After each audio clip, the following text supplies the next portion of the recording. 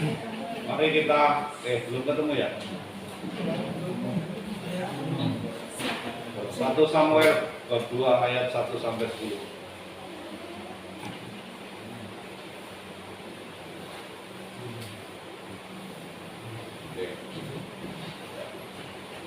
Dalam nama Bapa dan Putra dan Roh Kudus. Amin.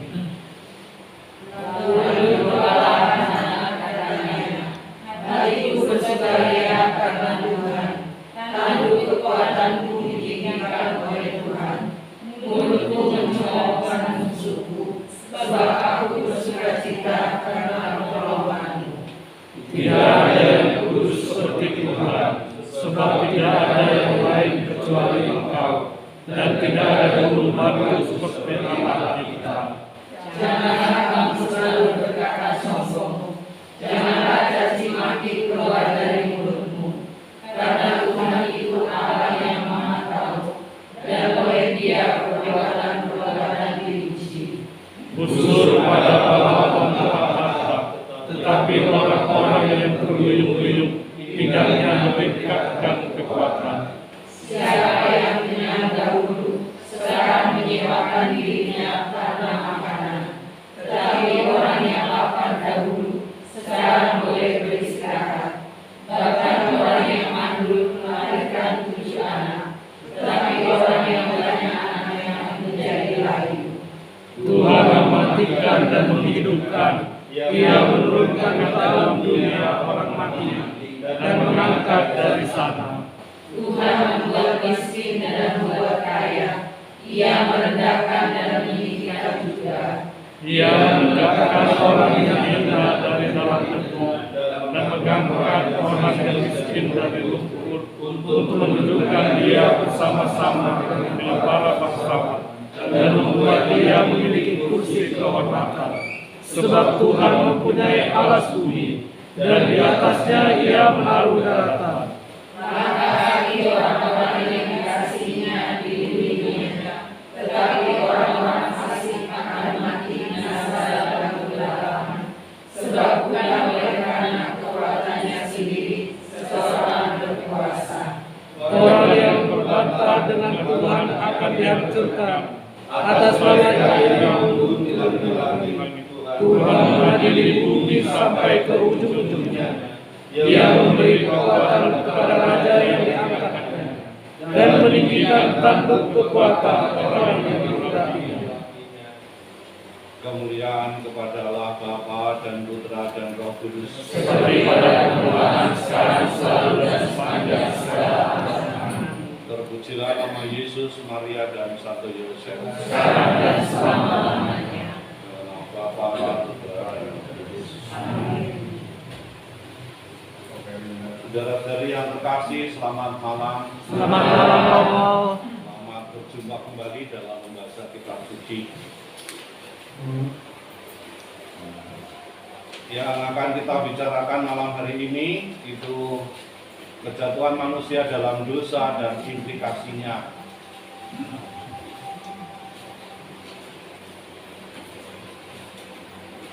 Sudah membaca semua? Sudah? Mungkin sudah ada yang baca, ada yang belum, nggak apa-apa. Tapi jangan jadi biasa ya.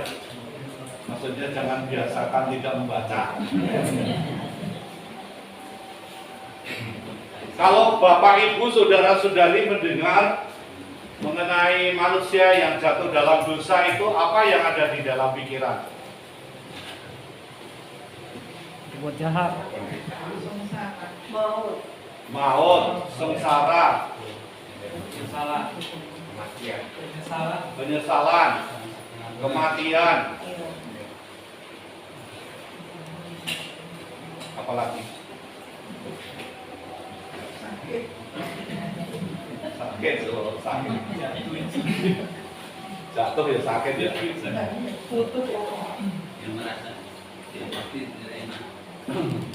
Ya, yang pasti mungkin tidak enak.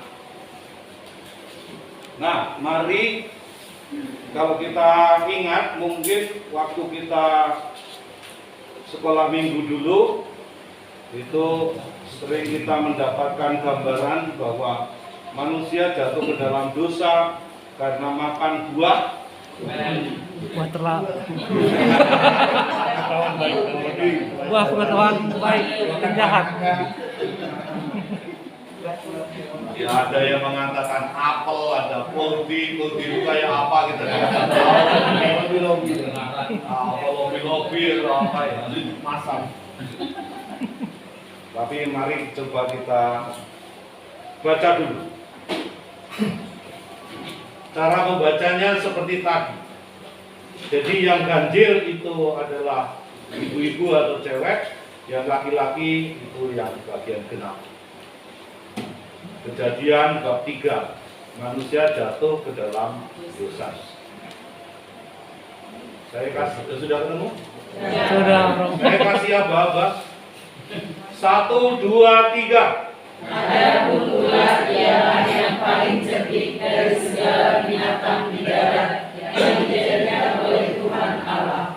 Ular itu berkata kepada perempuan itu, tentulah Allah berfirman, semua pohon dalam taman ini jangan kamu makan buahnya. Lalu salah perempuan itu kepada ular itu, buah pohon-pohon dalam taman ini boleh kami makan.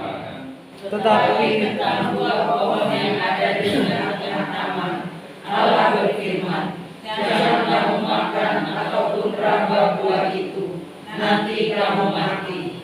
Tetapi ular itu berkata kepada perempuan itu, sekali-kali kamu tidak akan mati. Tetapi Allah mengetahui bahwa pada waktu kamu memakannya, matamu akan terbuka, dan kamu akan menjadi seperti Allah, tahu tentang yang baik dan yang jahat.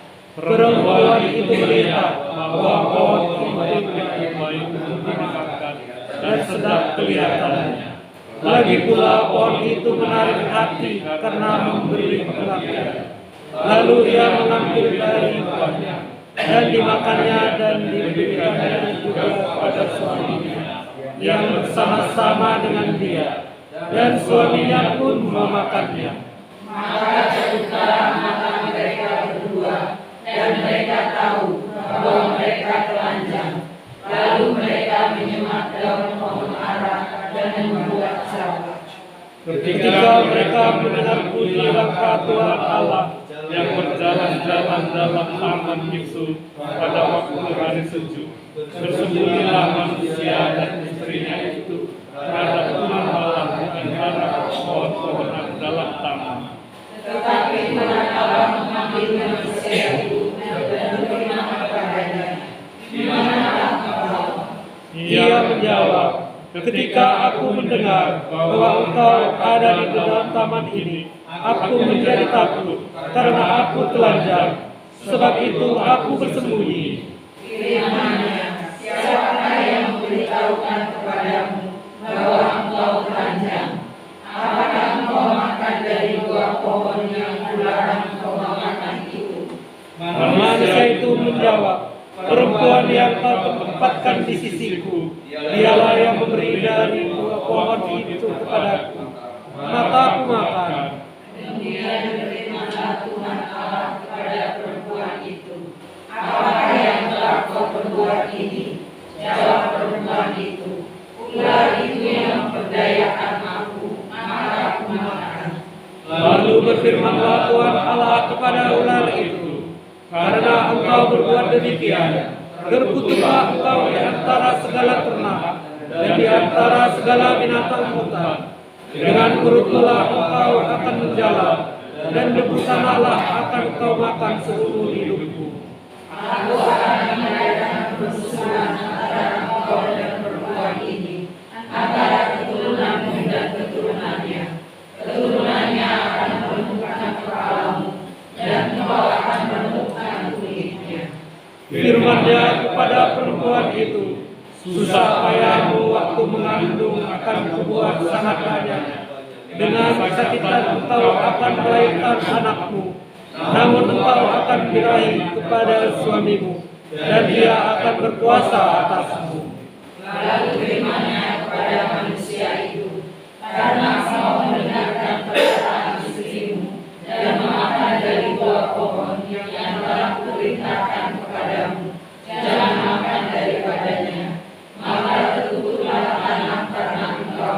Dengan bersusah payah engkau akan mencari rezekimu dari tanah seumur hidupmu. Semak duri dan rumput duri yang akan dihasilkannya bagimu, dan tumbuh-tumbuhan di padang akan menjadi makananmu. Dengan berteduh engkau akan mencari makananmu, sampai engkau kembali lagi menjadi tanah, karena dari situlah engkau diambil, sebab engkau debu dan engkau akan kembali menjadi debu. Manusia itu memberi nama Hawa kepada istrinya, sebab dialah yang menjadi ibu semua yang hidup. Dan Tuhan Allah membuat pakaian dari kulit binatang untuk manusia dan untuk istrinya itu, lalu mengenakannya kepada mereka. Berfirmanlah Tuhan Allah, sesungguhnya manusia itu telah menjadi seperti salah satu dari kita, tahu tentang yang baik dan yang jahat. Maka sekarang jangan sampai dia mengulurkan tangannya dan mengambil pula dari buah pohon kehidupan itu dan memakannya, sehingga ia hidup untuk selama-lamanya. Lalu Tuhan Allah mengusir dia dari tanah Eden, supaya ia mengusahakan tanah dari mana ia diambil. Dia menghalau manusia itu, dan di sebelah timur taman Eden ditempatkannya lah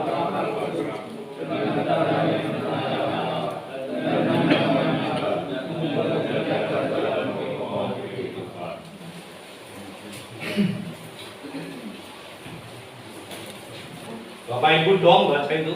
Oh. Bahasanya doang. Kalau dong ya kita pindah ke bab lain.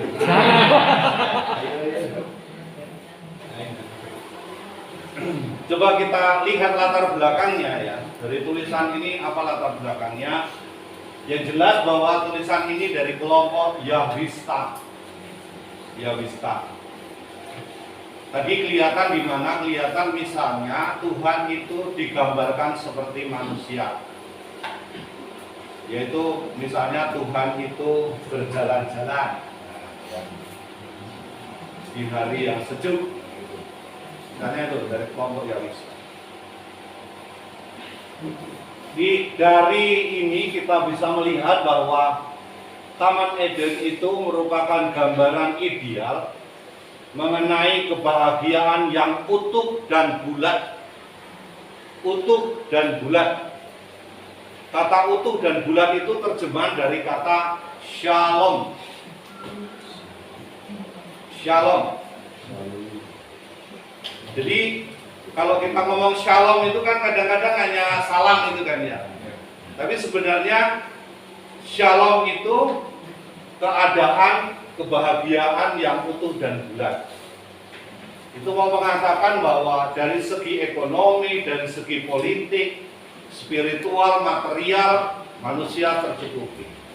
Manusia sejahtera. Maka ketika kita ngomong shalom, nah itu berarti implikasinya banyak itu. Berarti harus memperjuangkan berkaitan dengan sosial, politiknya aman, tentram, ekonominya makmur, gitu. Secara spiritual itu orang terpuaskan, secara material orang tercukupi, itu shalom. Nah, hanya kadang-kadang itu menjadi apa ya, salam ya. salam. Nah, itu ya. Sebenarnya utuh dan bulat itu keadaan bahagia utuh dan bulat itulah ya shalom. Situasi awal manusia itu seperti apa? Nanti kalau kita lihat kan itu manusia begitu dekat dengan Tuhan, mesra, akrab, sehingga unsur transenden itu tidak kelihatan.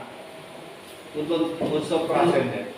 Allah itu dialami sebagai Allah yang imanen, Allah yang begitu dekat dengan manusia, bisa berbicara, bisa tinggal bersama.